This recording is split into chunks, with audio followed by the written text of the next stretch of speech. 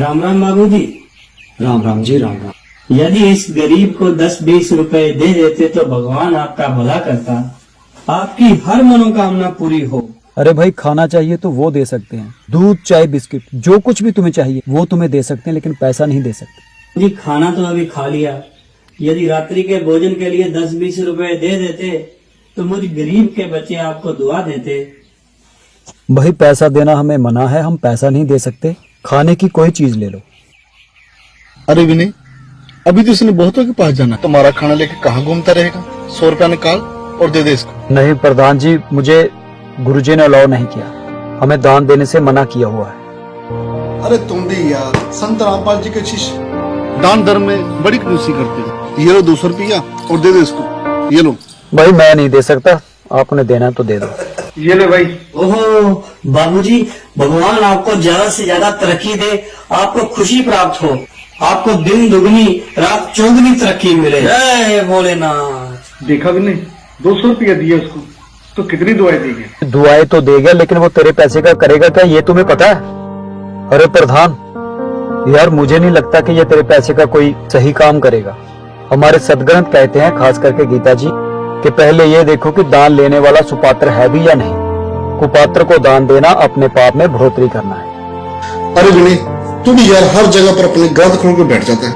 हमारा काम था दान देना, वो उस पैसे का क्या करता है, वो पाप उसके सिर पर। तुम लोगों से बहस कौन करे।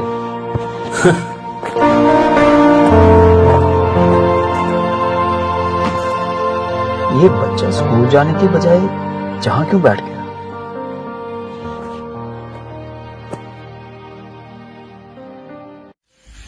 बेटा जी राम राम। राम राम।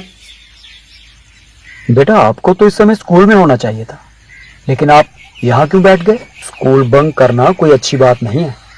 तुम्हारी आंखों में आंसू क्या हो गया बेटा? बहादुर बच्चे रोते नहीं हैं, वो तो खुश होते हैं। चलो हंसो। अच्छा ये बताओ, तुम्हारा नाम क्या है? लक्षित। लक्षित। तुम लक्षित और मैं विनय दीक्षित, हम दोनों फ्रेंड हुए ना? फ्रेंड? हाँ ये हुई ना बात। अब बताओ तुम स्कूल क्यों नहीं गए? मेरे पास फीस नहीं है, मेरे पापा बीमार है, वो मेरी फीस नहीं दे सकते। प्रिंसिपल मैडम ने कहा कि यदि तुम फीस नहीं दे सकते तो स्कूल भी मत आना। ये स्कूल है, ये धर्मशाला नहीं। ये तो बहुत बुरी बात है बेटा। कितनी फीस है तुम्हारी? 2700 रुपीज।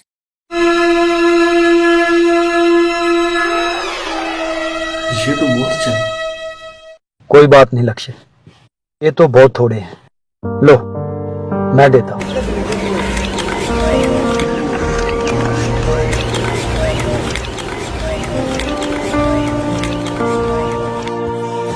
ये लो रखो। ये तो भीख है, मेरे पापा ने भीख लेने से मना किया है। अरे बेटा ये भीख कहाँ है, ये तो हेल्प है। जब आपके पापा ठीक हो जाएं तो आप मुझे वापस दे देना, है ना? चलो रखो, ये लो रखो। Thank you thank you thank you sir. Okay okay जाओ। चलो बेटा। अरे ये काम तो तूने बहुत बढ़िया किया। अरे मैं कौन होता हूँ करने वाला, सब परमात्मा करने वाले हैं। आज मैंने शाम को पास के गांव में जाना है, चलोगे? चलेंगे अगर आप कहोगे तो। क्यों नहीं? चलो निकले, काफी टाइम हो गया। हाँ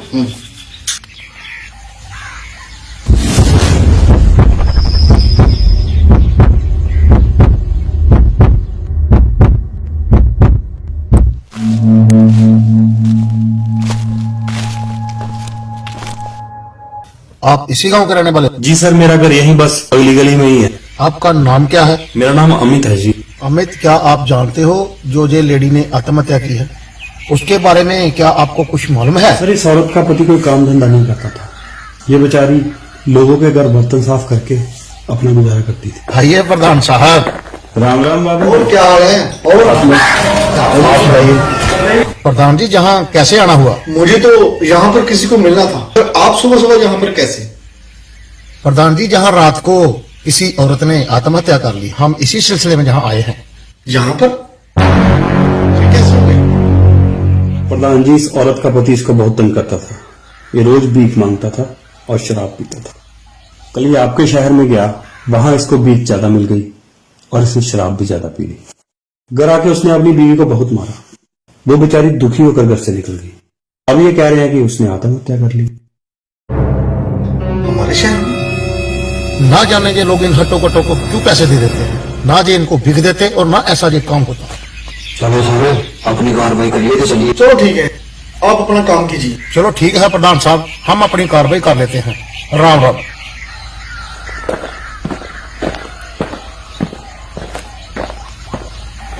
देख तो मैंने भी दी थी, कहेंगे चलो देखता हूं।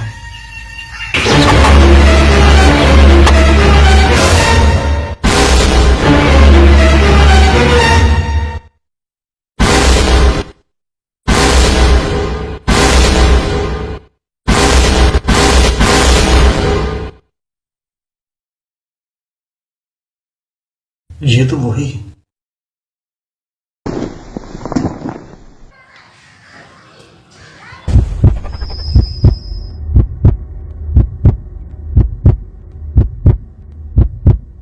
प्रधान जी चाय पीजिए, ठंडी हो रही है।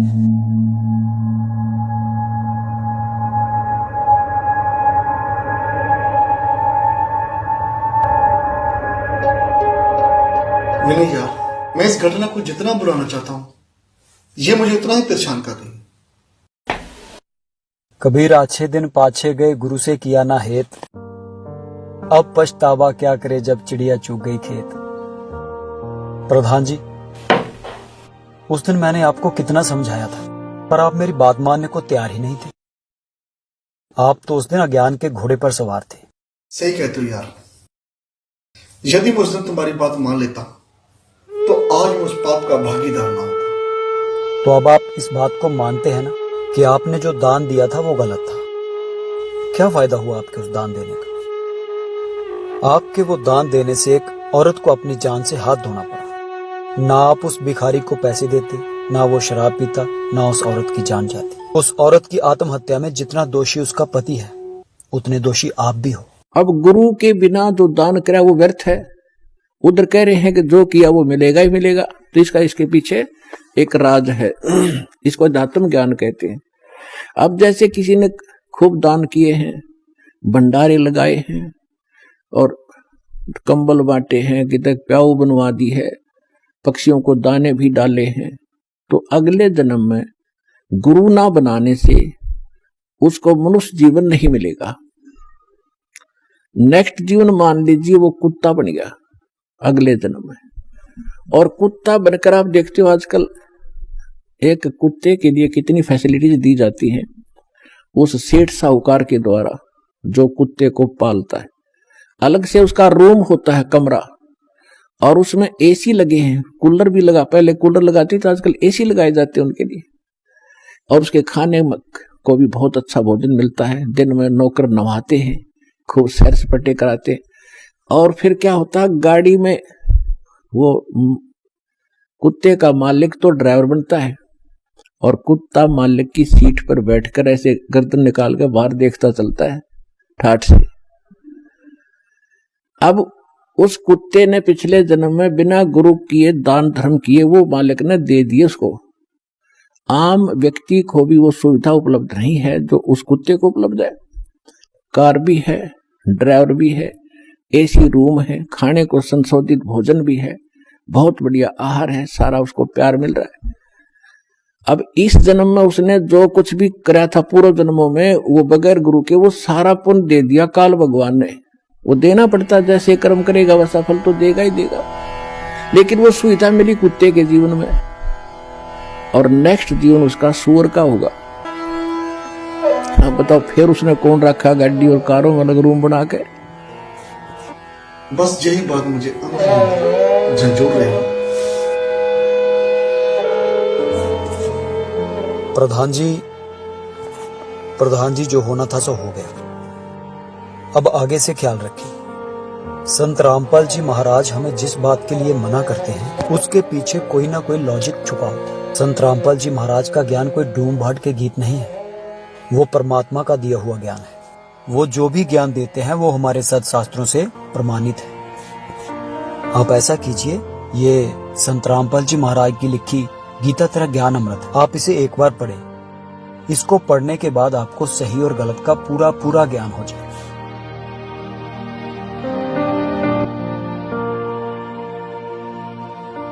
ठीक है विनय, मैं इसे जाके ही पढ़ना शुरू करता हूँ। अब मैं जल्दी निकलता हूँ, तुम्हारी भाभी घर पे इंतजार कर रही हूँ। ठीक है? ओके, चलो ठीक है। जय बंदी छोड़। धर्म का नाश नहीं होता। धर्म तो दसके नहीं, दसके तीनों लोक, और खैरा है तुम्हें खैर है, यानी दान करने में ही आपकी जो है बचाव है, और कीजिए आत्मपोग है। तो पुण्यात्माओं, पहले आपको सुख देता है भगवान, कितने दयालु हैं, और फिर अंदर से प्रेरणा करते हैं कि भी दान करूंगा। अब देखते हो यहां पर कितना पुण्य हो रहा है। अगर विश्व में कहीं आपको ठिकाना है 2 पैसे धर्म में लगाने के, तो ये बरवाला आश्रम है। नहीं तो पूरे विश्व में शास्त्र विधि को त्याग कर मनमाना आचरण हो रहा है, और ऐसे स्थान पर किया हुआ दान वो कुपात्र को दिया जाता है। गीता जी में लिखा है कि जो कुपात्र को दिया हुआ दान कभी सफल नहीं होता।